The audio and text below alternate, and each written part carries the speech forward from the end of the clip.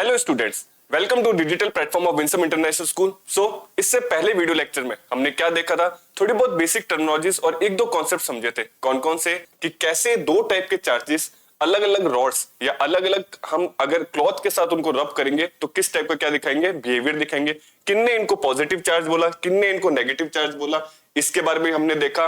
और किस चीज पे अगर ग्लास रॉड को हम रब करेंगे तो उस पे कौन सा चार्ज आएगा, और जिससे उसको रब किया जा रहा है उस पे कौन सा चार्जेस आएगा, ये हमने भी डिसाइड देखा था। किसने बताया था हमें? ये फ्राइडे ने बताया था। तो ये छोटी मोटी चीजें हम देखते हुए चले थे। आज के वीडियो लेक्चर में हम क्या देखेंगे सर? हम देखेंगे कूलम्स लॉ को समझेंगे। सबसे पहले हम किसको समझेंगे? बहुत ही इंपॉर्टेंट टॉपिक है, हर बार एक ना एक क्वेश्चन इसमें से आ जाता है।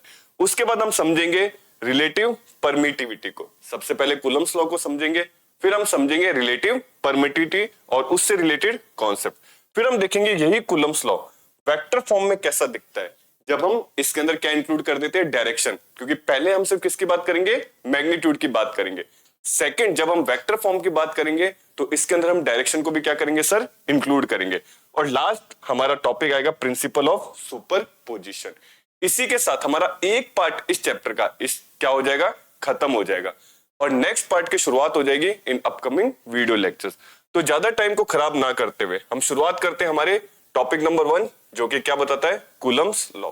क्या बताता है कूलम्स लॉ? अगर मैं मैटर की बात करूं, अगर मैं किसकी बात कर रहा हूं? एक मैटर की। मैटर होता क्या है? हमने इसकी डेफिनेशंस बहुत अच्छे से देख रखी है। कोई भी ऐसी चीज जिसका कोई ना कोई क्या होता है, मास होता है, और कोई ना कोई वो क्या करता है, स्पेस को ऑक्यूपाई करके रखता है, उस चीज को हम क्या बोल देते हैं? मैटर बोल देते हैं। तो मैटर की दो फंडामेंटल प्रॉपर्टीज को हमने पढ़ा था। एक तो क्या पढ़ा था कि इसके अंदर क्या होता है सर? मास होता है। और दूसरी इसकी फंडामेंटल प्रॉपर्टी हमने क्या पढ़ी थी सर?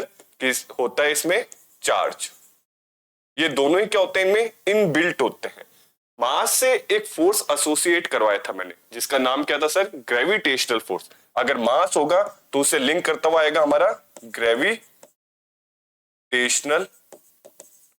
फोर्स।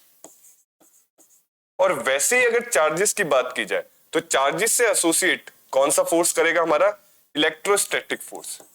Electrostatic force. अब ये बातें तो हमने समझ दी थी कि किसी भी मैटर की दो फंडामेंटल प्रॉपर्टी से दो फोर्स एसोसिएटेड होती है। मास से ग्रेविटेशनल फोर्स, जो हमने किससे बताई थी सर? न्यूटन ने बताई थी। और चार्ज से आती है इलेक्ट्रोस्टैटिक फोर्स। इसके बारे में जितना भी बताया था उन साइंटिस्ट का क्या नाम था? कूलम। क्या नाम था सर हमारा? कूलम। अब जो भी न्यूटन ने काम किया था ग्रेविटेशनल से रिलेटेड, न्यूटन ने क्या बताया था कि अगर कोई भी दो ऑब्जेक्ट है, अगर तो कोई भी दो क्या है हमारे? ऑब्जेक्ट है, अगर इनके सेंटर का डिस्टेंस मैं क्या किससे रिप्रेजेंट करवा लूं? आर से। इनके सेंटर का जो डिस्टेंस है वो किससे रिप्रेजेंट करवा लूं? आर।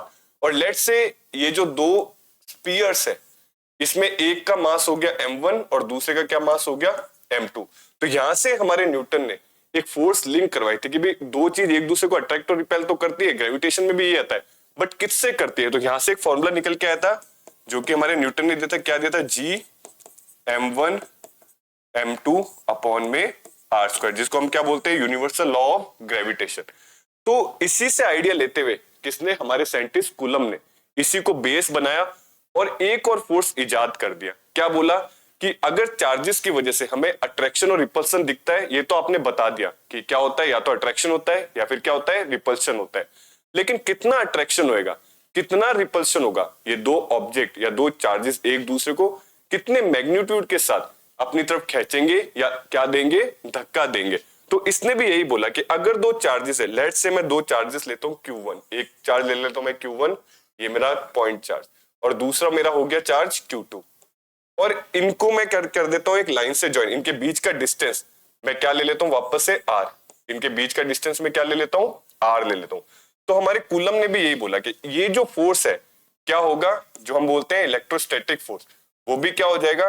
Q1 डायरेक्टली प्रोपोर्शनल तो किसके हो जाएगा? Product of charge Q1 into Q2, और इनवर्सली प्रोपोर्शनल हो जाएगा square of the distance between them. किसके इनवर्सली प्रोपोर्शनल हो जाएगा? Square of the distance between them. लेकिन जब यहां पर हम कांस्टेंट लगाते हैं, यहां पे जब हम क्या लगाते हैं? कांस्टेंट लगाते हैं, तो हम जी इस वाले कांस्टेंट से कुछ अलग करते हैं। इस वाले कांस्टेंट से हम कुछ अलग इसलिए करते हैं क्योंकि अगर मैं मीडियम को चेंज कर रहा हूं, मीडियम का क्या मतलब होता है कि मान लेते हैं ये एयर है, मान लेते हैं एक इसमें ऑब्जेक्ट है, तो मान लेते हैं यहां से क्या लेता है, ग्रेविटेशन इसको अपनी तरफ खींच रहा है। तो अगर एयर का मीडियम चेंज करके मैं सेम क्या लिया हूं, वाटर को लिया हूं, तो क्या होगा, इस ग्रेविटेशनल फोर्स में कोई फर्क नहीं पड़ेगा। अगर वाटर को छोड़ के मैं कहीं और वैक्यूम में लिया हूं या कहीं पर भी लिया हूं तो भी ग्रेविटेशनल पे कोई फर्क नहीं पड़ेगा। मतलब न्यूटन ने ये चीज बताई थी, क्या बताई थी, कि मीडियम के चेंज होने से ग्रेविटेशनल फोर्स पे इतना फर्क नहीं पड़ता। लेकिन जब हमने चार्जेस के मीडियम्स को चेंज किया तो हमने ये देखा कि इनके फोर्सेस पे बहुत ज्यादा इफेक्ट पड़ रहा है। तो same as it is formula मैं यहां पर नहीं लिख सकता। हाँ, हमने एक ड्राफ्ट इसका कॉपी किया वो तो ठीक है, लेकिन कांस्टेंट की मुझे एक अलग जरूरत पड़ी। तो यहां पर इसने एक नया कांस्टेंट इजाद किया, जो कि क्या लिया इसने, लेट्स से अपन सी, कुछ बुक्स में इसको के नाम से भी दे रखा है, आप के भी लिख सकते हैं क्योंकि ये क्या है, कांस्टेंट है। लेकिन मैं अभी सी से रिप्रेजेंट करवा रहा हूं जिसको मैं क्या बोल रहा हूं, कांस्टेंट। तो यहाँ पे एक मेरा क्या आ गया, कांस्टेंट आ गया। क्या कांस्टेंट आ गया, सी ले लेते हैं। तो एफ बराबर हमें पता है, क्या पता है, वापस से मैं इसको फॉर्मुलेट करता हूं कि अगर दो चार्जेस है, लेट्स से ये चार्ज है मेरा Q1 और ये चार्ज है मेरा Q2, और इनके बीच का जो डिस्टेंस है लेट्स से वो कितना है, R है। तो according to coulomb, according to coulomb, coulomb ने क्या बोला मेरे को, अकॉर्डिंग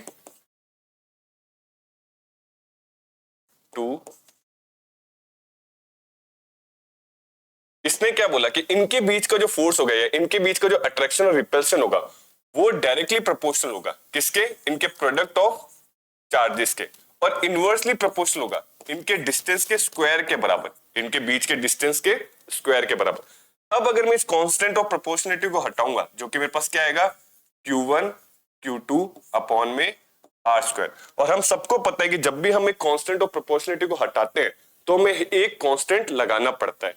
यहां पर हम कांस्टेंट क्या यूज करेंगे, सी। काफी बुक्स में इसको क्या दे रखा है, के दे रखा है, लेकिन मैं एक बार क्या यूज करूंगा, इसको सी यूज करूंगा। तो यहां से F is equals to, constant of proportionality हटा और मैंने इंट्रोड्यूस किया एक नया सी, जिसको हम क्या बोल रहे हैं, Coulomb's constant into Q1 Q2 upon में R स्क्वायर।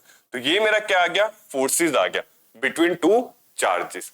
यहां तक की कहानी तो ठीक है। और ये मेरा सी को हम क्या बोल सकते हैं, कूलम कांस्टेंट। ये मेरा क्या है, कांस्टेंट। और ये जो कांस्टेंट है ये डिपेंड करता है मीडियम पे। किस पे डिपेंड करता है, मीडियम की, मीडियम के चेंज होने से फोर्स में कितना फर्क पड़ेगा। अब इसको थोड़ा और अच्छे से समझते हैं। होप यहां तक की बात आपको चीजें समझ आ गई होगी। लेट्स से अभी मेरे पास दो चार्जेस है किसी मीडियम के अंदर। मान लेते हैं ये चार्ज है मेरे पास Q1 और मान लेते हैं ये चार्ज है मेरे पास Q2। अब मैं क्या देख रहा हूं, अभी इनके बीच में जो मीडियम है, लेट्स से वो मीडियम कितना है, एयर है। हमने क्या किया, मीडियम क्या किया, एयर रख रखा है। तो चार्जेस को अट्रैक्ट करना है, रिपल्स करना है, इसका मतलब क्या होता है, मान के चलिए ये जो चार्ज है ये चारों डायरेक्शन में अपना क्या करवा रहा है, इफेक्ट दिखा रहा है। लेट्स से हम ऐसे इसका इफेक्ट, ये इधर भी जा रहा है, इधर भी जा रहा है, इधर भी, इधर भी, इधर भी, ऐसे करके क्या दिखा रहा है, इफेक्ट। मतलब आप ऐसे समझ सकते हो कि दो जने खड़े, एक जने ने ऐसे बहुत सारी इन्फिनिट रस्सियां फेंकी और वो दूसरे को क्या कर रहा है, पकड़ के या तो अपनी तरफ खींच रहा है या क्या कर रहा है, अपनी तरफ धक्का दे रहा है। मतलब 100 ऑफ स्ट्रिंग्स को फेंका या तो अपनी तरफ खींचने के लिए या दूसरी की तरफ धक्का देने के लिए। तो ये भी ऐसे हजार की हजार रस्सियां फेंकता है और कोई एक इसको पकड़ती है तो या तो वो अपनी तरफ खींचेगी या वो क्या करेगी, अपनी तरफ धक्का देगी। ये एक्चुअल में नहीं होता, ये सिर्फ समझने के लिए है किस चीज को, रिपल्शन या फिर अट्रैक्शन को। तो अभी तो कुछ नहीं है। मान लेते हैं यहां पर मैंने एक मीडियम को इंट्रोड्यूस किया, इन दोनों चार्जेस के बीच में लेट से मैंने वाटर डाल दिया, एक मीडियम डाल दिया, वाटर। तो मैंने एक चीज देखी, मैंने क्या चीज दिया, देखी कि अगर ये सारी अट्रैक्शन फोर्स इसकी तरफ जा रही है, लेट से कितनी जा रही है, बहुत सारी इसकी तरफ स्ट्रिंग्स जा रही है इनकी तरफ अट्रैक्ट या रिपेल करने के लिए। तो मान लेते हैं कि अगर ये 100 स्ट्रिंग्स इसकी तरफ फेंक रहा था तो मीडियम के इंट्रोड्यूस होने से लेट से यहां तक कितनी पहुंची, 40 ही पहुंची। कितनी पहुंची, 40। और 60 जो थी वो इसने एब्जॉर्ब कर ली। 60 जो थी वो क्या होगी, इसने एब्जॉर्ब कर ली। या आप ये कह सकते हो इसने परमिट नहीं किया आगे जाने को, इसने परमिट नहीं किया कि मैं क्या कर सकूं, पास कर सकूं। तो हम क्या बोल सकते हैं कि ये जो मीडियम है इसकी परमिटिविटी कितनी हो गई, 40 60 होगी। कितनी परमिटिविटी होगी आपकी? 60। जितना आप एब्जॉर्व करते हो वही आपकी क्या हो जाती है? परमिटिविटी हो जाती है। एक एग्जांपल और लेते हैं। लेट से मुझे वाटर पसंद नहीं आया, मैंने ग्लास का मीडियम ले लिया, वापस मैंने क्या बोला? Q1 चार्ज बोला और मैंने क्या बोला? Q2। अब ये जो चार्ज है ये इसकी तरफ अट्रैक्ट करना चाहेगा, इसको क्या करना चाहेगा? अपनी तरफ अट्रैक्ट या रिपेल करना चाहेगा। मान लेते हैं फुल मैग्नीट्यूड की तरफ इस तरफ पहुंचा, लेकिन एक मीडियम के आने से, जो कि मैंने क्या इंट्रोड्यूस कर दिया? लेट से एक ग्लास का मीडियम इंट्रोड्यूस कर दिया। कौन सा मीडियम इंट्रोड्यूस कर दिया मैंने? ग्लास का। तो मान लेते हैं इस चार्ज Q1 ने अपने फुल मैग्नीट्यूड के साथ इसको या तो रिपेल करने की कोशिश करी या फिर क्या करने की कोशिश करी? अट्रैक्ट। लेकिन एक मीडियम के आने से वो जो फुल मैग्नीट्यूड है, लेट से 100 का जो मैग्नीट्यूड था वो इतना पहुंचा ही नहीं, आधा क्या हो गया? एब्जॉर्ब। मान लेते हैं कितना एब्जॉर्ब हो गया? इस बार 40 एब्जॉर्ब हो गया, तो पहुंचा कितना? हमारे पास 60 पहुंच गया। इस चार्ज के पास कितना पहुंच गया? 60 से या तो वो क्या करेगा? इसको एब्जॉर्ब करेगा या फिर क्या करेगा? उसको रिपेल करेगा। तो ये जो नंबर आ रहे, जब एक चार्ज कितना उसमें परमिट कर पा रहा है दूसरे चार्ज के इफेक्ट को, तो उसको हम क्या बोल देते? परमिटिविटी। क्या बोल देते सर? हम उसको परमिटिविटी बोल देते। और ये जो परमिटिविटी है इसको हम किससे रिप्रेजेंट करते हैं? इस सिंबल से, जिसको हम क्या बोलते हैं? एप्सिलॉन। क्या बोल देते हैं हम सर? एप्सिलॉन बोल देते हैं। तो होप यहां तक कि आपको बात समझ आई होगी। यहां से मैंने एक दूसरी चीज देखी। क्या चीज देखी? कि जितनी परमिटिविटी कम होती है फोर्स उतना ही ज्यादा होता है। समझते हैं इस चीज को। वापस मैं दो एग्जांपल लेता हूं। मैंने क्या लिया? Charge Q1। एक केस लेते हैं, ये केस नंबर 1। चार्ज Q1 है और यहां पर मेरा क्या है? चार्ज Q2 है। हम मान के चलते हैं कि इनके बीच में जो मीडियम है वो मीडियम कौन सा है? वाटर का मीडियम है। इस वाटर के मीडियम से ये जो आपका चार्ज है ये क्या कर रहे हैं? इसकी तरफ इफेक्ट डाल रहे हैं। एक क्या डाल रहे हैं? इफेक्ट। तो मान लेते हैं इसका जो फुल पोटेंशियल है वो कितना है? 100 है। एक बार लेट कर लेते हैं, फुल पोटेंशियल कितना है? 100 है। लेकिन इस वाटर मीडियम ने एब्जॉर्ब कितना कर लिया? लेट से एब्जॉर्ब कर लिया 60। कितना एब्जॉर्ब कर लिया? 60। लेकिन जो फोर्स आया, अगर 60 एब्जॉर्ब कर लिया तो यहां पे जो फोर्स आया, किस फोर्स से इसने अट्रैक्ट किया होगा? 40 के। एक केस और ले लेते हैं, नंबर केस 2। इस चीज को एक बार याद रखेंगे हम। केस 2 के अंदर जब हमने देखा, वापस से चार्ज मेरा क्या है? Q1 है और चार्ज मेरा Q2 है। इस बार मैंने मीडियम को चेंज किया। किससे मीडियम को चेंज किया? मैंने ग्लास, वाटर की जगह इस बार क्या रख लिया? ग्लास मीडियम रख लिया। लेट से ये मेरा क्या मीडियम हो गया? इन दोनों के बीच में मैंने क्या रख लिया? ग्लास रख लिया। जैसे ही दोनों के बीच में एक मीडियम आया तो वापस जो इसका फुल पोटेंशियल था, लेट से ये 100 से इसको खींचना तो चाह रहा है, 100 से इसको खींचना तो चाह रहा है, लेकिन ये इतना अलाउड नहीं कर रहा।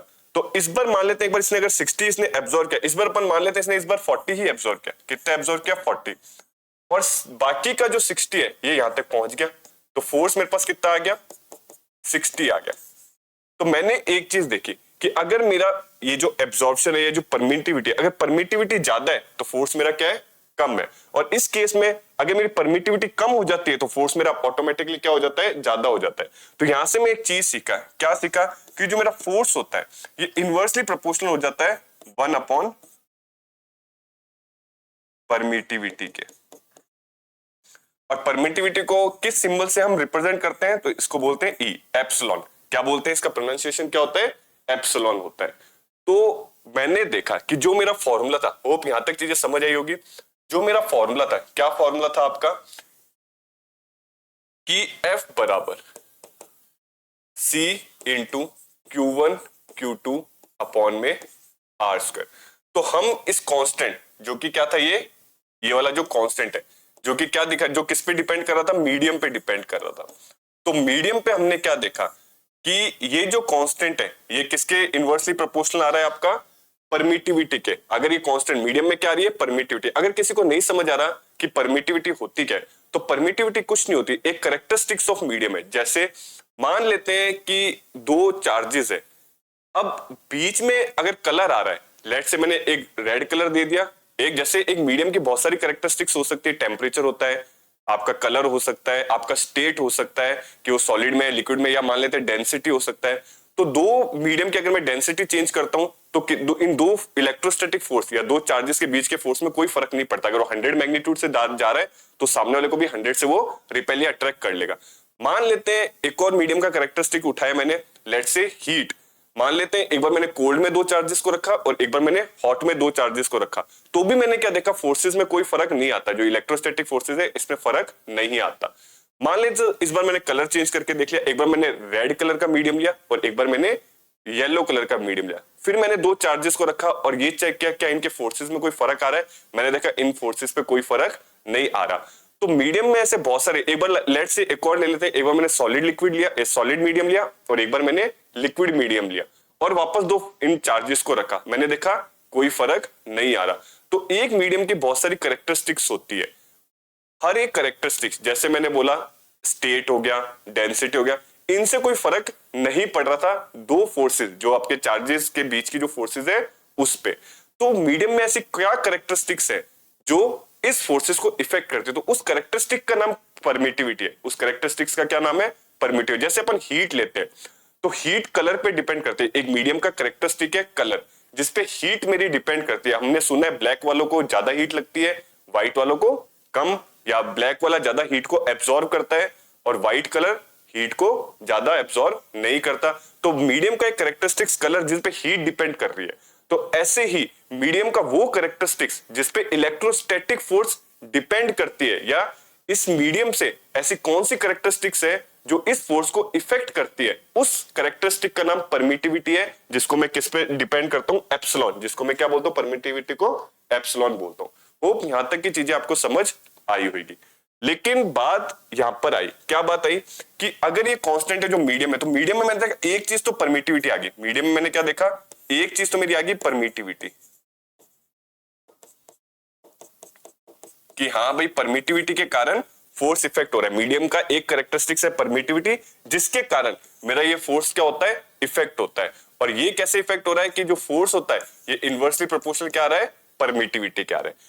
अब मीडियम में एक चीज और होती है, क्या होती है कि अगर मैं एक चार्ज ले रहा हूं, अगर मैं क्या ले रहा हूं, चार्ज, ये तो 2D है, अगर मैं 3D में एक चार्ज लूं, अगर एक स्पेरिकल में बनाऊं, तो इसका 360 डिग्री पे चलता है। लेट्स से ये मेरा पॉइंट चार्ज है, तो इसके चारों डायरेक्शन से, चारों ही डायरेक्शन से क्या निकलती है, ऐसी स्ट्रिंग्स निकलती है जिससे आप वो अट्रैक्शन या रिपल्शन करता है, जो मैंने अभी समझा था। तो इसके चारों तरफ से क्या निकलता है हमारा, इसका इफेक्ट निकलता है।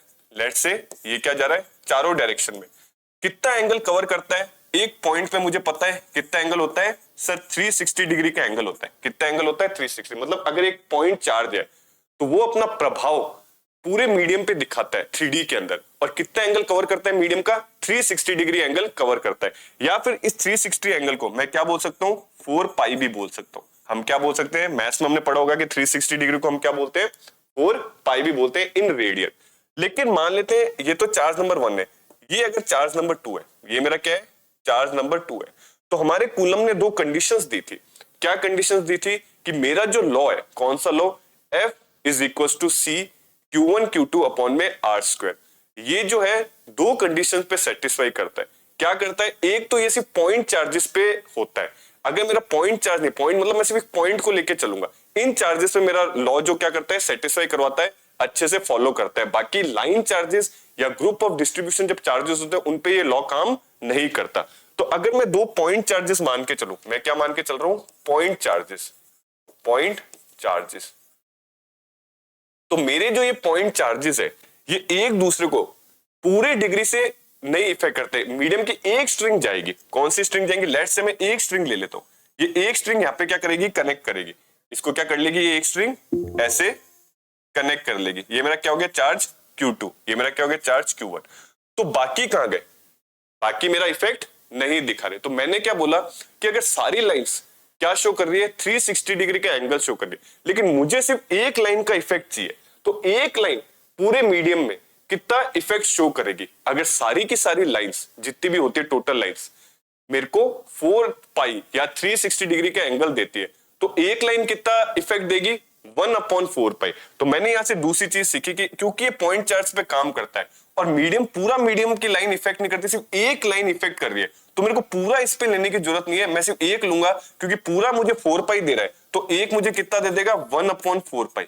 तो मीडियम का ये और चीज आ जाता है कि हाँ भाई मीडियम में हम सारी लाइंस ना लेते हुए एक लाइन लेते हैं, और वो एक लाइन उस मीडियम पे कितना एंगल कवर कर रही है, तो 1/4 पाई का एंगल क्या कर रही है, कवर कर रही है। तो यहां से एक दूसरी चीज आ गई, अगर मैं एंगल, अगर मैं इफेक्ट की बात करूं, तो एक पॉइंट चार्ज कितने एंगल पे कर रहा है, 1/4 पाई पे क्या कर रहा है, इफेक्ट कर रहा है।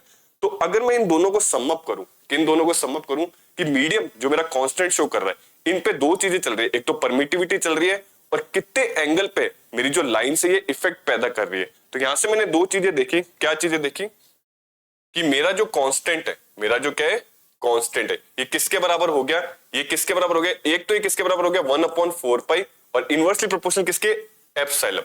तो ये क्या हो गया, एप्सिलॉन के हो गया, दोनों एक दूसरे के क्या हो गए, इक्वल। तो यहां से मेरी क्या निकल के आ गई, सी की वैल्यू निकल के आ गई, ये मेरा क्या कांस्टेंट और इसको मैंने क्या बोल दिया, एप्सिलॉन।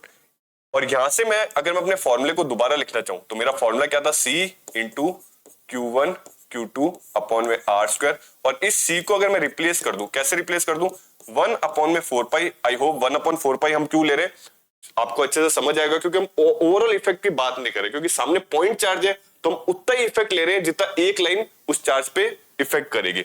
और परमिटिविटी, परमिटिविटी तो हर मीडियम की होती है, जो कि क्या होती है, इनवर्सली प्रोपोर्शनल होती है, इनटू Q1 Q2 अपॉन में R²। अगर ये फॉर्मूला मैं अगर किसी मीडियम का ले रहा हूं, लेट्स से मैंने कोई ग्लास मीडियम लिया है या फिर मैंने कोई वाटर मीडियम लिया है, मतलब कोई ना कोई मीडियम लिया है, तो यहाँ पे मैं किससे डिनोट कर देता हूँ, M से। तो यहाँ से परमिटिविटी भी क्या आएगी, उस मीडियम की निकल के आएगी। तो होप यहाँ तक आपको चीजें समझ आ गई होगी। और यहाँ से अगर मैं EM को डिफाइन करना चाहूँ, ये जो मेरा क्या है एप्सिलॉन, इसको अगर मैं डिफाइन करना चाहूँ तो इसको हम क्या बोलते हैं, एब्सोल्यूट परमिटिविटी ऑफ मीडियम। ये क्या हो गया, absolute permittivity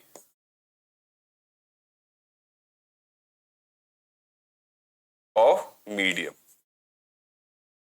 absolute permittivity of medium. तो होप यहां तक की कहानी आपको अच्छे से समझ आई होगी। क्या हमने देखा, सबसे पहले हमने देखा कूलम्स लॉ, कि कूलम्स लॉ क्या होता है, प्रोडक्ट पे एक तो डिपेंड करता है और एक बीच के डिस्टेंस पे डिपेंड करता है। बट क्योंकि हमने देखा मीडियम के चेंज होने से फोर्स में भी क्या आ रहा था, चेंज आ रहा था, तो हमने एक कांस्टेंट को उसमें क्या करवा दिया, इंट्रोड्यूस करवा दिया। अब वो कांस्टेंट क्योंकि मीडियम पे डिपेंड था, तो मीडियम पे भी किन किन चीजों पे डिपेंड था, तो मीडियम पे भी सिर्फ दो चीजों पे डिपेंड था। एक तो हमने देखा एक ऐसी कैरेक्टरिस्टिक्स जो इलेक्ट्रोस्टैटिक फोर्स को इफेक्ट कर रही है, जिसका मैंने क्या नाम दे दिया, परमिटिविटी, जो कि किस किस में होती है, आपके मीडियम के अंदर होती है और इनवर्सली प्रोपोर्शनल होती है। एक तो इस पे इफेक्ट कर रहा था कांस्टेंट, और दूसरा मैंने देखा कि मुझे सारा का सारा 4 पाई एक चार्ज पे नहीं डालना, मुझे सिर्फ एक लाइन उस चार्ज पे डालनी है, एक लाइन से वो पकड़ रहा है, तो एक लाइन उस मीडियम पे कितना इफेक्ट डाल रही है, तो मैंने देखा 1/4 पाई डाल रही है। तो यहां से मेरा क्या निकल के आ गया, एक फॉर्मूला निकल के आ गया, जिसको मैं क्या बोल रहा हूं, कूलम्स फॉर्मूला या Coulomb's law of electrostatic. Hope यहां तक चीजें आपको अच्छे से समझ आई होगी। अब थोड़ा सा आगे चलते हैं, ये की पॉइंट्स आ गए हमारे कूलम्स लॉ के, जो मैंने अभी बताया। क्या बोला, it states that 2 point charges attract or repel each other with a force which is directly proportional to the product of their masses। हमने क्या बोला, directly proportional to the product of their magnitudes of charge। magnitudes of charge कितना उसमें क्या आ रहा है, magnitude आ रहा है, किस चार्ज के दो क्या है, मैग्नीट्यूड है। And inversely proportional to the square of the distance between them. बताया था कैसे, directly proportional Q1 Q2 and inversely proportional 1/R²। अगर मैं डिस्टेंस को क्या ले रहा हूं, R ले रहा हूं। फिर मैंने बताया Coulomb's law of electrostatic holds for 2 और more point charges at rest. सिर्फ पॉइंट चार्जेस पे होल्ड करता है, लाइन चार्जेस पे होल्ड नहीं करता। क्या होता है पॉइंट चार्जेस, ये एक पॉइंट, ये दूसरा पॉइंट, बस इन चार्जेस है। अगर मैं ऐसे चार्जेस बता रहा हूं plus plus plus plus plus, तो ये मेरा पॉइंट चार्ज नहीं, इसको हम बोलते हैं लाइन चार्जेस। तो यहां पर इफेक्ट नहीं करता कि मीडियम में एक चार्ज और एक चार्ज, ये क्या इफेक्ट शो कर रहे हैं, इस पे हमारा कूलम्स लॉ बताता है, लाइन चार्जेस पे नहीं ये फॉर्मुलेट करता। नेक्स्ट आता है the direction of force is along the line joining the two charges, it can be inward और outward depending on the attraction और रिपल्शन बिटवीन द चार्जेस। ये पॉइंट अच्छा है, इससे हम क्या समझ सकते हैं, वापस देखते हैं। अगर मैं दो चार्जेस ले रहा हूं, मैं क्या ले रहा हूं, दो चार्जेस कि लाइन क्या है, लेट्स से ये मेरा चार्ज हो गया Q1 और ये मेरा क्या हो गया चार्ज Q2। एक बार अपन इमेजिन कर लेते हैं, क्या इमेजिन कर लेते हैं कि ये मेरा प्लस चार्ज है और ये मेरा क्या है माइनस, या इसको भी अपन क्या ले लेते हैं, प्लस ही ले लेते हैं। तो सीधी सी बात है, ये प्लस इसको क्या करेगा, रिपेल करेगा, मतलब क्या देगा, धक्का देगा, और ये चार्ज इसको धक्का देगा। तो ये जो धक्का दे रहे हैं, लेट्स से इनके बीच की जो लाइन है हम इसको ज्वाइन करा लेते हैं। तो अब जो धक्का आएगा, जो मेरा क्या आएगा, फोर्स जनरेट होगा। अभी इसने इसको क्या दिया, रिपल्सिव फोर्स दिया। कैसा फोर्स दिया, रिपल्सिव। तो किस डायरेक्शन में दिया, क्या वो इस डायरेक्शन में दिया, क्या वो इस डायरेक्शन में दिया, क्या वो इस डायरेक्शन में दिया, क्या किस डायरेक्शन में फोर्स दिया। तो क्या होता है, इसी लाइन के अलोंग आता है। अगर वो धक्का देगा तो सामने वाला कैसे जाएगा, इसी लाइन में क्या जाएगा, सीधा सीधा इस चलता हुआ जाएगा। तो हम कैसे इसको रिप्रेजेंट कर लेते हैं कि अगर मेरा ये चार्ज Q2 है और यहां से क्या आ रहा है, एक रिपल्सिव फोर्स आ रहा है, तो इसी में आगे जाएगा, इसी लाइन में, ना वो ऊपर जाएगा, ना वो नीचे जाएगा, ना वो इधर जाएगा। और सेम चीज इसमें आएगी, अगर ये इसको रिपल कर रहा है तो ये भी कहां जाएगा, इसी में इधर जाएगा। फोर्स मेरा क्या लगेगा, इसी लाइन के अलोंग लगेगा। तो यही मेरा लाइन बता रही है, क्या बता रही है कि along the line of joining the two charges, जो फोर्स होता है वो हमेशा कैसे होता है, along the joining of the two charges. तो होप ये 3 पॉइंट समझ आए होंगे आपको। कूलम्स लॉ भी समझ आया होगा, और कैसे कूलम्स लॉ हमने देखा मीडियम पे डिपेंड करता है, और मीडियम भी 2-3 चीजों पे डिपेंड कर रहा है, जिसको मैंने परमिटिविटी, एक नया टर्म मैंने आपको क्या करवाया, इंट्रोड्यूस करवाया। अब आगे चलते परमिटिविटी, ये मैं आपको ऑलरेडी बता चुका हूं। परमिटिविटी का सबसे पहले तो सिंबल, अगर मैं क्या बात कर रहा हूं, सिंबल की, तो सिंबल क्या हो गया मेरा, ये रहा एप्सिलॉन जिसको बोलते हैं। और मैं क्या बोल सकता हूं भाई, परमिटिविटी होती क्या है, तो क्या बोल सकते हैं, दी कैरेक्टरिस्टिक्स, कैरेक्टर या दी प्रॉपर्टी बोल सकते हो, the property of a matter या the property of a medium, the property of a medium through which, या वी कह सकते हैं the property of a medium who effect, या विच हम क्या बोल सकते हैं, which effect the forces, which effect the forces between 2 point charges, between 2 point charges। और हम क्या बोल सकते हैं, जो परमिटिविटी होता है, force is inversely proportional to permittivity. और हम इसको शॉर्ट में कैसे लिख सकते हैं, जो मेरा फोर्स होता है ये इनवर्सली प्रोपोर्शनल क्या होता है, ऐसे, ये हम भी क्या लिख सकते हैं, परमिटिविटी। लेकिन ये परमिटिविटी अगर किसी मीडियम की है तो हम उस परमिटिविटी को क्या बोलते हैं, एब्सोल्यूट परमिटिविटी। हम क्या बोल सकते हैं यहां पे, if the permittivity is of a medium, is of a medium,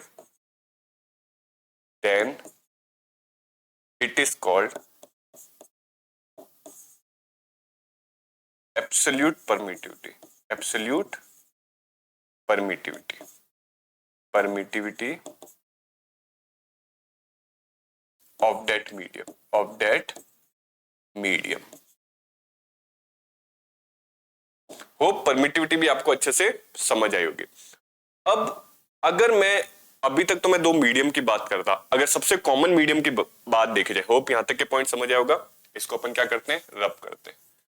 हमने अभी क्या देखा कि मान लेते हैं 2 चार्जेस है Q1 Q2 और इनके बीच में कोई मीडियम है, लेट से वो कोई ग्लास भी हो सकता है, कोई वाटर भी हो सकता है, जिससे फोर्स, इलेक्ट्रोस्टैटिक फोर्स या रिपल्सिव और अट्रैक्टिव फोर्स क्या करती है, डिपेंड करती है, इफेक्ट होती है। लेकिन अगर मैं मीडियम, सबसे अगर कॉमन मीडियम देखा जाए, 2 चार्जेस है तो सबसे कॉमन मीडियम क्या होता है, एयर होता है ना। किन्हीं भी 2 चार्जेस के बीच में जो कॉमन मीडियम आता है वो क्या आता है आपका सर, एयर आता है। लेकिन अगर मैं एयर, मैं क्या ले जाऊं, वैक्यूम में ले जाऊं, ठीक है, जहां पे एयर नहीं है, तो उस वैक्यूम में जो परमिटिविटी होती है उसको हम क्या बोलते हैं, परमिटिविटी ऑफ फ्री स्पेस। मतलब अगर मैं क्या ले जाऊं, वैक्यूम में ले जाऊं, अब वैक्यूम में मुझे नहीं पता कोई मटेरियल है या नहीं है, तो हम इसको क्या बोल देते हैं, जो वैक्यूम की परमिटिविटी होती है, वैक्यूम को हम क्या बोल देते हैं, फ्री स्पेस बोल देते हैं, फ्री स्पेस बोल देते हैं। लेकिन ये भी क्या है, एक मीडियम ही है, फ्री स्पेस भी क्या होगा आपका, एक मीडियम भी होगा। तो यहां पर परमिटिविटी कैसे शो होती है, तो यहां की फ्री स्पेस की परमिटिविटी को, ठीक है, इसकी जो परमिटिविटी है, इसको हम किससे शो करते हैं, एप्सिलॉन नॉट से। किससे शो करते हैं, ये एप्सिलॉन और यहां पे क्या आ जाता है, नॉट, जिसको हम क्या बोलते हैं, नॉट, NAU, ये क्या हो जाता है, एप्सिलॉन नॉट। तो ये जो एप्सिलॉन नॉट है, मतलब फ्री स्पेस की जो परमिटिविटी है, ये हमने कैलकुलेट कर रखा है। इसको हमने क्या कर रखा है, कैलकुलेट। जैसे अगर मैं अपने कांस्टेंट को ले लूं, मैंने क्या लिया, ये मेरा C है, जो कि क्या शो कर रहा है, 1/4 पाई एप्सिलॉन नॉट। तो ये क्या हो गया मेरा एप्सिलॉन नॉट। मतलब अब मैं परमिटिविटी किसकी देख रहा हूं, फ्री स्पेस की देख रहा हूं, वैक्यूम की देख रहा हूं, जो मेरी आइडियल होती है।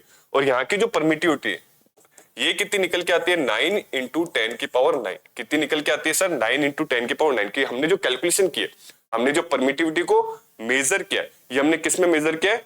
फ्री स्पेस के अंदर मेजर किया। और हमारी जो कैलकुलेशन है वो कैलकुलेशन कितनी निकल के आई? 9 इंटू 10 की पावर 9। ठीक है, तो ये जो कांस्टेंट की वैल्यू आई, किसकी वैल्यू आई? सी की वैल्यू आई, किसमें? फ्री स्पेस में। ये मेरा क्या है? Coulomb constant. और इसकी ये जो वैल्यू है कांस्टेंट की 9 इंटू 10 की पावर 9 आती है। इसको आपको याद ही रखना पड़ेगा क्योंकि हर बार फॉर्मूले में क्या आएगा? आपके काम आएगा। लेकिन ये है किसकी? ये है मेरी फ्री स्पेस की है, क्योंकि ये ई नॉट मेरे को क्या शो कर रहा है कि ये परमिटिविटी किसकी है सर? फ्री स्पेस की। अगर मैं इसको यूनिट देना चाहूं, कि क्या देना चाहूं मैं इसको यूनिट, तो मुझे पता है एफ बराबर क्या होता है? सी इंटू Q1 Q2 अपॉन में आर स्क्वायर। तो यहां से अगर मैं सी की वैल्यू निकालना चाहूं तो सी की वैल्यू कितनी आ जाएगी मेरे पास? F into R square, F into R square divided by Q1 Q2। और एफ किससे शो होता है? न्यूटन से। आर किससे शो होता है सर? आपका मीटर स्क्वायर से। और ये किससे शो होता है? आपका सी स्क्वायर से। Newton metre square. अगर मैं सी की वैल्यू निकालना चाह रहा हूं तो मैंने क्या देखा? ये आर इधर चला गया, Q1 Q2 कहां आ गया? नीचे आ गया। एफ मेरा न्यूटन से शो होता है, आर मेरा मीटर। आर क्या शो कर रहा है? लेंथ। लेंथ क्या शो करता है? मीटर। मीटर का अपन क्या लेते हैं? Metre square. और चार्ज Q क्या होता है? Coulomb C। और Q1 इंटू इनका प्रोडक्ट क्या हो जाएगा? मेरा C स्क्वायर हो जाएगा। तो यहां से इसकी यूनिट क्या निकल के आ गई? हम क्या बोल सकते हैं? Newton into metre square into coulomb -2। तो ये किस क्या निकल के आ जाती है? आपकी यूनिट। ऐसा यूनिट ऑफ कांस्टेंट। कौन सा कांस्टेंट? Coulomb constant. लेकिन अगर मैं और वैल्यू निकालना चाहूं, किसकी? मुझे यही निकालनी है कि जो परमिटिविटी होती है ये कितनी होती है? किसकी? फ्री स्पेस की। तो ये जो ई नॉट है इसकी वैल्यू कैसे आएगी? मुझे पता है। क्या पता है? 1 अपॉन में 4 पाई एप्सिलॉन। कितना आ रहा है? 9 इंटू 10 की पावर 9 आ रहा है। तो अगर मैं ई को निकालना चाहूं तो ई को उधर भेजेंगे तो अपन क्या लिखेंगे? 1 अपॉन में 4 इंटू 22/7 इंटू 9 इंटू 10 की पावर 9 बराबर मेरे पास क्या आ जाएगा? Permittivity of free space. तो ये जो परमिटिविटी ऑफ फ्री स्पेस है इसको जब अपन कैलकुलेट करेंगे तो ये लगभग कितना आएगा? 8.85 इंटू 10 की पावर -12। कितना आ जाएगा? 8.85 इंटू 10 की पावर -12। तो ये जो वैल्यू है, ये जो मैंने कैलकुलेट की, इसको हम क्या बोलते हैं? Permittivity of free space. Permittivity of free space. Free space, या आप क्या बोल सकते हो इसको? वैक्यूम भी बोल सकते हो कि यहाँ पे इतना अलाउड करता है। और हम क्या जान सकते हैं कि जब भी हमारा फ्री स्पेस की बात आती है, हमारी किसकी बात आती है? फ्री स्पेस की बात आती है। तो फ्री स्पेस के अंदर जो परमिटिविटी होती है वो मिनिमम होती है। अगर मैं दो चार्जेस ले रहा हूं, कहां पे ले रहा हूं? लेट से मैंने Q1 लिया और वापस मैंने क्या लिया? Q2। लेकिन इनके बीच में जो मीडियम है वो कैसा है? Free space. मतलब क्या है? वैक्यूम है। तो फ्री स्पेस के अंदर जो परमिटिविटी आएगी, जो क्या आएगी? इनकी परमिटिविटी मतलब एप्सिलॉन, ये मिनिमम होती है। ये क्या होती है? आपकी मिनिमम। हेंस क्योंकि मुझे पता है कि फोर्स मेरा इनवर्सली प्रोपोर्शनल होता है परमिटिविटी के, तो यहां से मैंने क्या देखा? जो फोर्स होता है फ्री स्पेस का वो क्या होता है? मैक्सिमम होता है। मैक्सिमम। तो यहां से मैंने कंक्लूजन निकाला। क्या कंक्लूजन निकाला? कि द फोर्सेस या the electrostatic forces between two charges in free space is maximum because it's permittivity is minimum. हम यहां से एक पॉइंट ले सकते हैं। क्या ले सकते हैं? कि नोट डाल के लिखते हैं हम इसको कि the forces between two charges in free space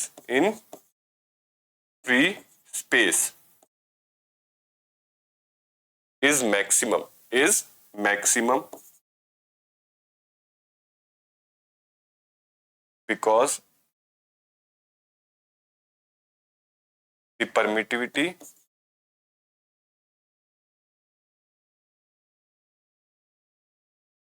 is minimum in free space तो होप यहां से दो तीन चीजें आपको समझ आई होगी। क्या क्या समझ आएगा? बेसिक पॉइंट क्या हो गए कि अगर मैं परमिटिविटी की बात कर रहा हूं तो एक मीडियम की वो कैरेक्टरिस्टिक्स है जो इलेक्ट्रोस्टैटिक फोर्स को इफेक्ट करती है बिटवीन टू चार्जेस। अगर मैं मीडियम फ्री स्पेस का ले लूं, मतलब मीडियम क्या ले लूं? वैक्यूम ले लो, तो यहाँ पे जो परमिटिविटी होती है वो कैसी होती है? मिनिमम होती है। तो फोर्स क्या हो जाएगा? आपका मैक्सिमम हो जाएगा, क्योंकि परमिटिविटी और फोर्स के अंदर रिलेशन कैसा होता है सर? इनवर्स का रिलेशन होता है। और परमिटिविटी की वैल्यू कितनी आती है फ्री स्पेस में? तो हमें पता है 8.85 इंटू 10 की पावर -12 आती है। और इस कांस्टेंट की वैल्यू कितनी आती है हमारी? तो 9 इंटू 10⁻9 आती है, और इसी के साथ कांस्टेंट की एसआई यूनिट क्या होती है, तो हमने एसआई यूनिट भी निकाल ली, जो कि क्या होती है न्यूटन इंटू मीटर स्क्वायर पर कूलम स्क्वायर। तो ये दो तीन बेसिक चीजें आपको यहां से क्या निकल के आएंगी, समझ आएंगी। अब आगे चलते हैं। अगर परमिटिविटी तो हमें समझ आ गया, लेकिन अगर मैं ये बोलूं, क्या बोलूं, कि वैक्यूम में परमिटिविटी इतनी थी, और जैसे ही मैंने ग्लास पुट किया, मैंने क्या बोला, ध्यान से मेरी बात सुनना। अगर मैंने बोला कि ये दो चार्जेस है Q1 और Q2, और इनके बीच का जो स्पेस है, इनके बीच का जो मीडियम है, वो मीडियम मान लेते हैं अपन, लेट्स से ग्लास है, लेट्स, या अपन फ्री स्पेस ही ले लेते हैं, या एयर ले लेते हैं, लेट्स से मेरा क्या है, मीडियम एयर है। लेकिन जैसे ही मैंने इन दोनों को या दूसरे मीडियम में डाला, ये चार्ज Q1 Q2, बीच में मीडियम क्या है, एयर है, मैंने जैसे ही मीडियम चेंज किया, तो केस 2 लेते हैं अपन, लेट्स से इस बार मेरे पास Q1 आ गया, और वापस चार्ज मेरे पास क्या आ गया, Q2, और इस बार मैंने जो मीडियम है, ये एयर ना लेते हुए जो मैंने मीडियम लिया, जो मैंने क्या लिया, मीडियम, वो लेट्स से क्या ले लिया, ग्लास ले लिया, और मैंने ये देखा कि यहाँ का जो फोर्स था और यहाँ का जो फोर्स था, ये अलग अलग था। कितना अलग था, तो मैंने एक बार मान के चला कि जो एयर के अंदर फोर्स था, उसके कंपैरिजन में जो मेरा ग्लास के अंदर फोर्स निकल के आया, मैंने बोला 50% कम हो गया। कितना हो गया आपका, 50% कम, या 50 से क्या हो गया, 50 टाइम्स डिक्रीज हो गया। मैंने क्या देखा, यहां से आया तो मैंने क्या वो देखा, फोर्स डिक्रीजेस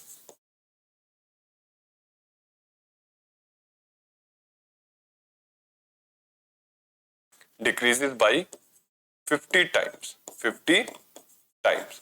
या एक और केस लेते हैं, मान लेते हैं ग्लास से मैंने प्लास्टिक या कोई वाटर वाला मीडियम ले लिया, लेट्स से मैंने कैसा मीडियम ले लिया, वाटर वाला, और वाटर वाले में मैंने देखा, अगर मैंने मीडियम क्या लिया, वाटर वाला मीडियम लिया, तो एयर के कंपैरिजन में मैंने क्या देखा, जो फोर्स है वो कम हो गई। कितनी कम होगी मेरी, लेट्स से 90 टाइम्स कम होगी, लेट्स से क्या होगी, 90 टाइम्स कम होगी।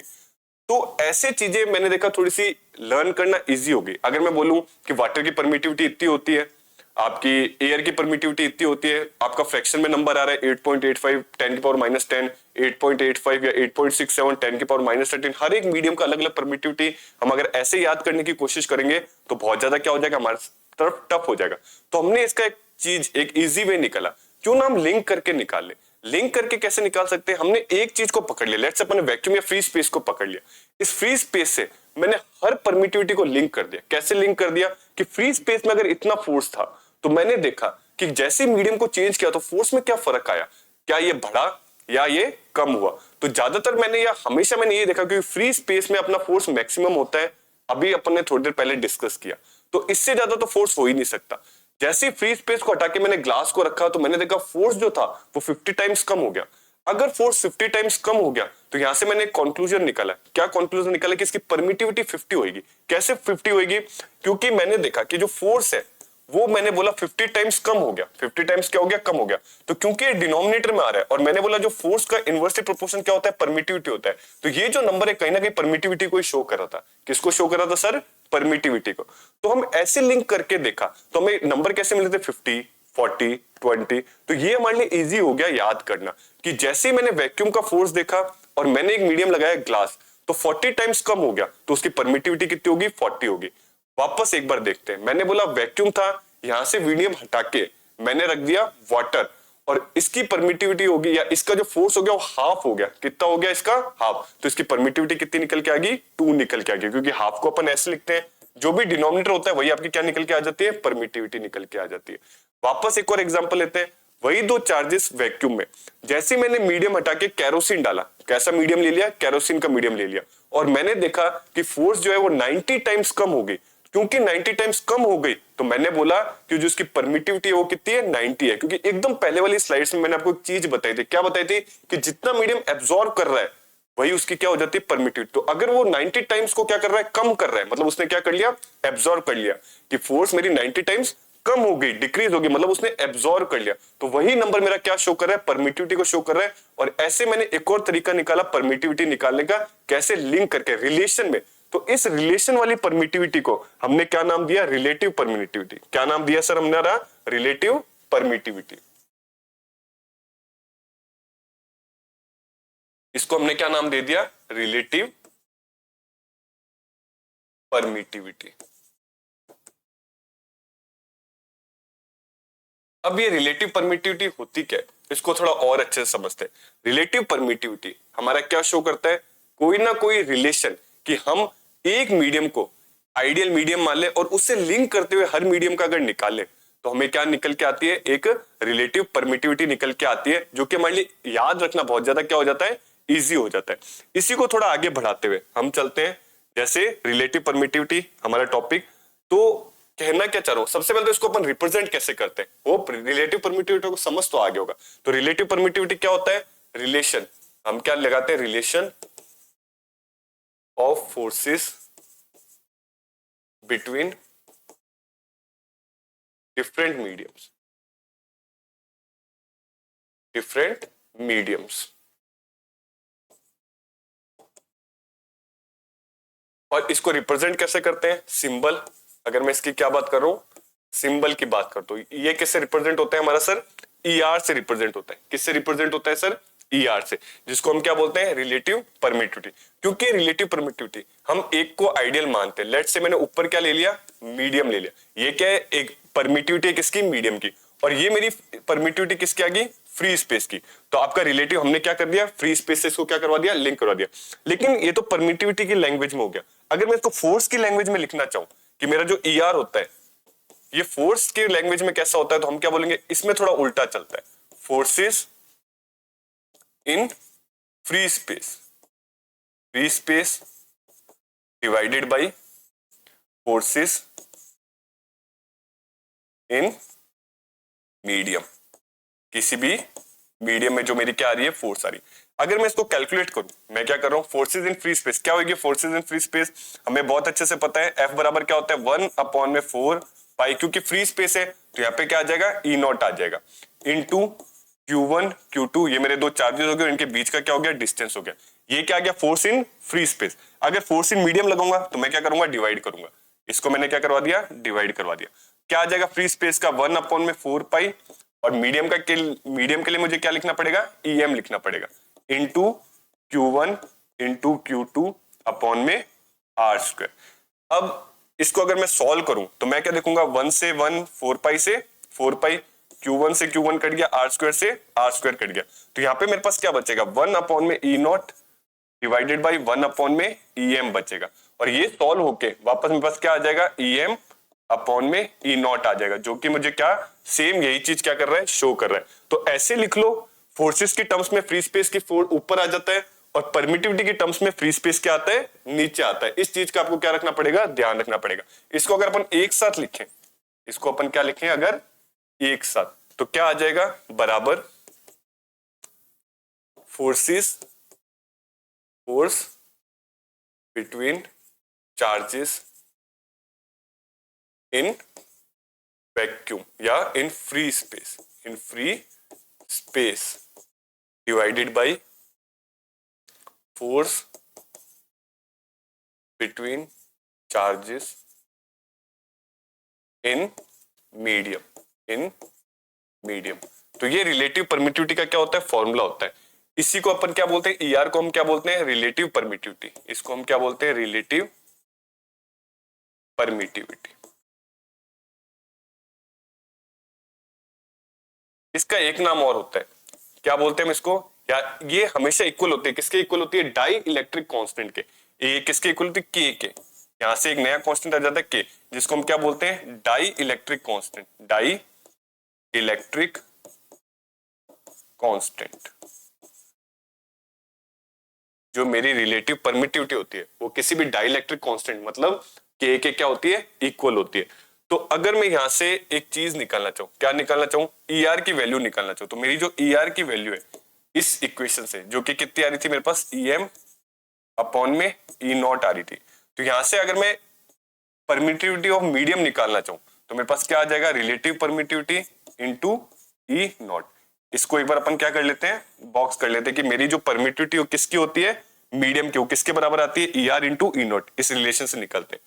अब अगर मैं इस चीज को रब करते हैं, आगे देखते हैं। अगर मैं फोर्स निकालना चाहूं, यहां से अपन चलते हैं इधर, अगर फोर्स निकालना चाहूं, मैं क्या निकालना चाह रहा हूं, फोर्स या F निकालना चाह रहा हूं, तो F किसका एफ, मीडियम का, किसका निकालना चाह रहे हैं अपन, मीडियम का। तो वो क्या आएगा 1/4 pi medium into Q1 into Q2 upon में R²। तो यहां से फोर्स या इलेक्ट्रोस्टैटिक फोर्स इन मीडियम, कोई भी मीडियम हो सकता है, EM की जो वैल्यू है, EM की वैल्यू की जगह मैं ER इंटू E0 लिख देता हूं। तो मेरे पास क्या आएगा 1/4 pi into ER into E0 into Q1 Q2 upon में R²। और इसकी वैल्यू मुझे बहुत अच्छे से पता है, किसकी वैल्यू, 1/4 पाई, 1/में ये वाली वैल्यू हमें अच्छे से पता है कि 1/4 पाई, या इस ऐसे समझो, ये क्या आ गया मेरा EM आ गया। EM की जगह मैंने क्या रखा है, ER और E0 रखा है। तो वापस लिख लेते हैं 1/4 pi into ER into E0, ER into E0 into Q1 into Q2 upon में R²। और एक चीज मुझे पता है बॉक्स में, क्या पता है सर, कि 1/4 पाई एप्सिलॉन नॉट की वैल्यू कितनी होती है, 9 इंटू 10⁹ होती है। और ये जो मेरा ER है, इसकी जगह मैं क्या लिख सकता हूँ, ER की जगह में क्या लिख सकता हूँ, बराबर K, जो कि क्या होता है मेरा डाइलेक्ट्रिक कांस्टेंट होता है। तो यहां से एक और फॉर्मूला बन के आता है कि फोर्स इन अ मीडियम, एकदम एग्जैक्ट फॉर्मूला क्या निकल के आता है, 1/4 पाई, और ER की जगह आप क्या लिख सकते हो, या 1/4 epsilon not into K into Q1 into Q2 upon में R²। और इस वैल्यू को मैं रिप्लेस कर देता हूं, ये कितना हो गया 1/4, ये जो E0 इंटू K। तो ये मेरा क्या निकल के आ जाता है सर, फॉर्मूला निकल के आ जाता है, इसमें 1/4 एप्सिलॉन नॉट की वैल्यू 10 इंटू, ये यहाँ पे रिप्लेस हो जाती है, ER की जगह मैंने K लिख दिया, जो कि मेरा क्या शो कर रहा है, डाइलेक्ट्रिक कांस्टेंट। तो ये आता है फोर्स इन अ मीडियम। अब तक जो हम फोर्स पढ़ रहे थे वो किसमें पढ़ रहे थे, वैक्यूम या एयर में पढ़ रहे थे, ये किसमें आ गया, हमारा मीडियम के अंदर आ गया। तो रिलेटिव परमिटिविटी कुछ नहीं करता है, कि रेशियो शो करता है किसका, या एक रिलेशन दिखाता है कि वैक्यूम को चेंज करके अगर डिफरेंट डिफरेंट मीडियम में मैं रखूंगा तो इसके कंपैरिजन में फोर्स में कितना फर्क पड़ेगा, वही मेरी परमिटिविटी की वैल्यू होती है, वही मेरी परमिटिविटी की क्या होती है सर, वैल्यू होती है। और ये एक छोटा सा डेरिवेशन इंपॉर्टेंट है एग्जाम पॉइंट ऑफ व्यू से, आप इसको देख भी सकते हैं। अब थोड़ा बहुत आगे चलते हैं। अगर मैं रिलेटिव परमिटिविटी की बात करूं तो यहां से मैंने 2-3 चीजें सीख ली। क्या सीख ली, कि इनको एक तो याद करना बहुत इजी है, और दूसरा कि इनके मेथड पे क्या चीजें आ रही है, इसका सिंबल वगैरह क्या होता है, और कैसे डाइलेक्ट्रिक कांस्टेंट से क्या करती है, लिंक करती है, वो यहाँ की चीजें आपको समझ आई होगी। एक अगर अपन छोटी सी बात करें, जो कि अपना क्या आता है, यूनिट ऑफ चार्ज, क्या आता है हमारा, यूनिट ऑफ चार्ज, जिसको हम क्या बोलते हैं, कूलम। अगर मैं आपसे पूछूं डिफाइन 1 कूलम चार्ज, क्या बोलूं मैं, डिफाइन 1 कूलम ऑफ चार्ज क्या होता है, तो क्या होता है डिफाइन, अगर दो चार्जेस है Q1 और Q2, लेट्स से इनका जो मैग्नीट्यूड है, मैंने ले लिया Q1 किसके बराबर है मेरा, Q2, और ये किसके बराबर है 1, किसके बराबर हो जाए, ये 1 के बराबर हो जाए। तो अगर इनका मैग्नीट्यूड क्या हो जाता है 1, और इनके बीच का जो डिस्टेंस है R, इनके बीच का जो डिस्टेंस है R, वो भी किसके बराबर हो जाता है, 1 मीटर के बराबर हो जाता है। तो ऐसी कंडीशन में जो इन दोनों के बीच में जो फोर्स आता है वो किसके बराबर होता है सर, 1 कूलम फोर्स या 1 कूलम चार्ज के बराबर होता है। 1 coulomb is that amount of charge that repels an equal and similar charge with the force of 9 into 10⁹ Newton when placed in a vacuum at a distance of 1 meter from it। अगर दो charge जो कि क्या है, दोनों similar है और same magnitude के, अगर उनको वैक्यूम में रखूं और 1 मीटर का क्या रखूं, डिस्टेंस रखूं, और उनके बीच जो फोर्स आ रहा है रिपल्शन और अट्रैक्शन का, वो कितना आ रहा है, 9 into 10⁹ आ रहा है, तो मैं ये बोल सकता हूं कि ये जो अमाउंट ऑफ चार्ज है टोटल, ये कितना आया होगा, 1 कूलम आया होगा। तो यहां से एक डेफिनेशन, ये छोटी सी डेफिनेशन इसलिए ऐड करी गई क्योंकि कभी कभार एग्जाम में पूछ लेता है सीधा सा, क्या पूछ लेता है, डिफाइन 1 कूलम चार्ज, क्या पूछ लेता है आपका, डिफाइन 1 कूलम चार्ज। और यहां से आपको छोटी छोटी चीजें पता होंगी कि चार्ज की जो एसआई यूनिट होती है, जो हमारा चार्ज होता है उसकी जो एसआई यूनिट होती है वो क्या होती है आपकी, कूलम भी होती है, जो कि हमारे साइंटिस्ट को रिस्पेक्ट के तौर में हमारे जो कूलम जिन्होंने इस फोर्सेस के बारे में बताया था उनको दी गई थी। तो अब तक हमने क्या क्या सीख लिया, हमने सबसे पहले हमने क्या देखा कि फोर्स क्या होता है, इलेक्ट्रोस्टैटिक फोर्स क्या होता है, कौन सा फोर्स, इलेक्ट्रोस्टैटिक। दूसरा हमने क्या देखा, ये जो इलेक्ट्रोस्टैटिक फोर्स है ये मीडियम पे डिपेंड कर रहा है, और इस मीडियम से अपन ने क्या निकाली, परमिटिविटी। क्या निकाली हमने, परमिटिविटी। और इस परमिटिविटी से अपन आगे चले रिलेटिव परमिटिविटी पे, रिलेटिव परमिटिविटी पे। तो ये 3-4 टॉपिक हम अब तक क्या कर चुके, कवर कर चुके। होप आपको अच्छे से समझ आया होगा कि रिलेटिव परमिटिविटी किसको कहते हैं और नॉर्मल परमिटिविटी या एब्सोल्यूट परमिटिविटी ऑफ मीडियम किसको कहते हैं। अब आगे चलते हैं, जो कि हमारा क्या आता है, की पॉइंट्स हम समझ सकते हैं जो भी हमने सोचा, या आप ये बोल सकते हो एक रीकैप कि अब तक हमने जो भी पढ़ा उसको अगर फिक्स की पॉइंट्स में अपन डालें तो क्या होगा, अ रिलेटिव परमिटिविटी और अ डाइलेक्ट्रिक कांस्टेंट। या तो रिलेटिव परमिटिविटी बोल लो या आप क्या बोलो, डाइलेक्ट्रिक कांस्टेंट, जिसको हमने किससे रिप्रेजेंट करवाया था, के से रिप्रेजेंट करवाया था, of a medium may be defined as the ratio of the forces, the ratio of the forces, ratio of the forces between two charges placed at a certain distance apart in area vacuum। या तो क्या होगा, ratio किस किस का होगा, दो charges जो कि किस में आते हैं, वैक्यूम में आते हैं, to the force between them two charges placed at the same distance apart in that medium. किसका रेशियो, वैक्यूम का किससे, एक मीडियम से, कि वैक्यूम में दो चार्जेस है उन पे लगने वाला फोर्स और मीडियम में जो चार्जेस है उन पे लगने वाले फोर्स का अगर मैं रेशियो ले लूं तो मेरे पास जो वैल्यू निकल के आएगी वो किसकी निकल के आएगी, रिलेटिव परमिटिविटी की। Two charges situated at a certain distance apart exert maximum force on each other when they are placed in a vacuum. बता चुका हूं कि वैक्यूम के अंदर जब भी दो चार्जेस होते हैं तो हमेशा जो फोर्स लगता है वो कैसा लगता है सर, मैक्सिमम लगता है। इन अ डाइलेक्ट्रिक मीडियम, अगर मैं कोई मीडियम इंट्रोड्यूस कर दूं, लेट्स से ग्लास कर दूं या एयर कर दूं या आप वाटर कर लो, the forces between the two charges always decreases. जो फोर्स होता है वो क्या होता है, ऑलवेज डिक्रीज होता है। इसको एक तरीके से और समझ सकते हैं, कैसे समझ सकते हैं, एक नई चीज कि अगर मैं रिलेटिव परमिटिविटी निकालूं ईआर, जो कि मेरे पास क्या होता है, फोर्स इन वैक्यूम या force in free space upon में फोर्स इन मीडियम। लेकिन अगर मैं जो रिलेटिव परमिटिविटी है ये फ्री स्पेस की निकालना चाह रहा हूं, किसकी निकालना चाह रहा हूं सर मैं, फ्री स्पेस की, तो मेरे पास क्या आ जाएगा, फोर्स इन फ्री स्पेस। और मीडियम की जगह क्योंकि मेरा है ही अपन फ्री स्पेस में ही देख रहे हैं तो यहां पर भी क्या आ जाएगा, फोर्सेस इन फ्री स्पेस। और मैंने क्या देखा, ये दोनों एक दूसरे से कट जाते हैं और कितना आंसर आ जाता है, 1 आ जाता है। मतलब जो रिलेटिव परमिटिविटी होती है किसकी, 1, ये किस में होती है, वैक्यूम के अंदर होती है। ये हमारी क्या निकल के आती है, मिनिमम निकल के आती है, क्योंकि फोर्स क्या लगता है, मैक्सिमम। इसके अलावा जो भी अगर मैं इंट्रोड्यूस करूंगा, जो भी अगर मैं रिलेटिव ईएम निकालना चाहूंगा, क्या निकालना चाहूंगा, ईएम, ईएम हमेशा ग्रेटर देन 1 आएगी। इसमें एक छोटे से एमसीक्यू से हम फंसते हैं, ईएम हमेशा क्या आएगा, ग्रेटर देन 1 आएगा, क्योंकि फोर्सेस क्या हो रही है, डिक्रीज हो रही है।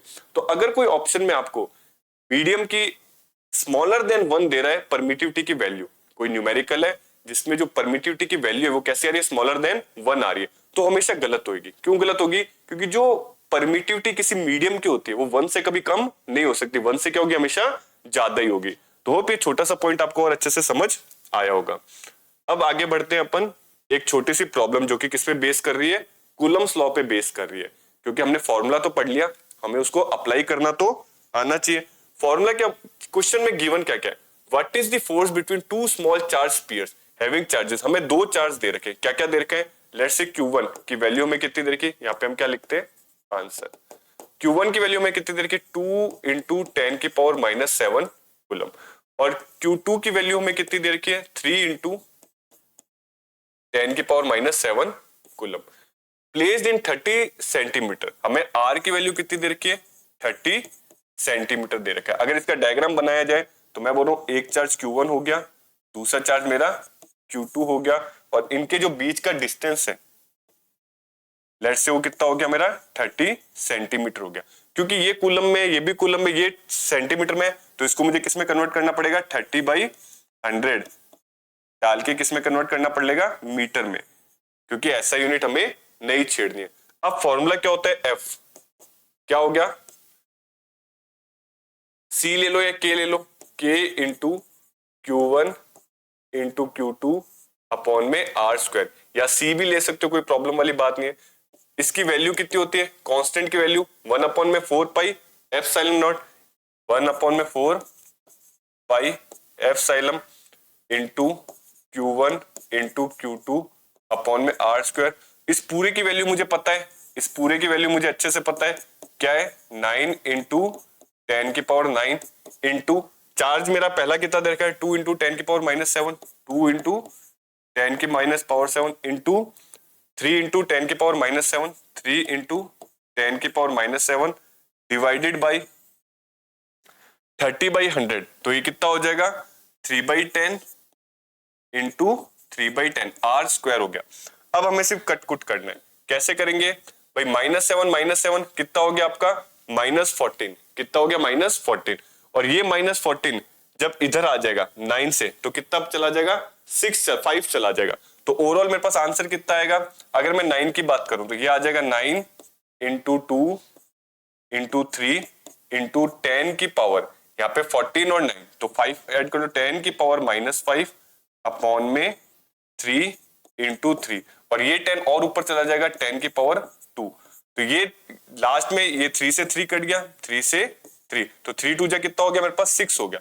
तो मैं क्या आंसर क्या निकाल सकता हूँ 6 इंटू 3 2 जा 6, 6 इंटू 10 की पावर -5 और 2, ये कितना हो गया 10 की पावर -3, तो ये मेरे पास क्या निकल के आ गई फोर्स निकल के आ गई, क्या निकल के आ गई फोर्स। तो ऐसे करके छोटे छोटे न्यूमेरिकल्स आते हैं आपके, जिसमें आपको दो फोर्सेस दे देगा और क्या दे देगा, इनके बीच का रिलेशन निकालने के लिए दे देगा, दो चार्जेस दे देगा, पूछ लेगा फोर्सेस क्या है।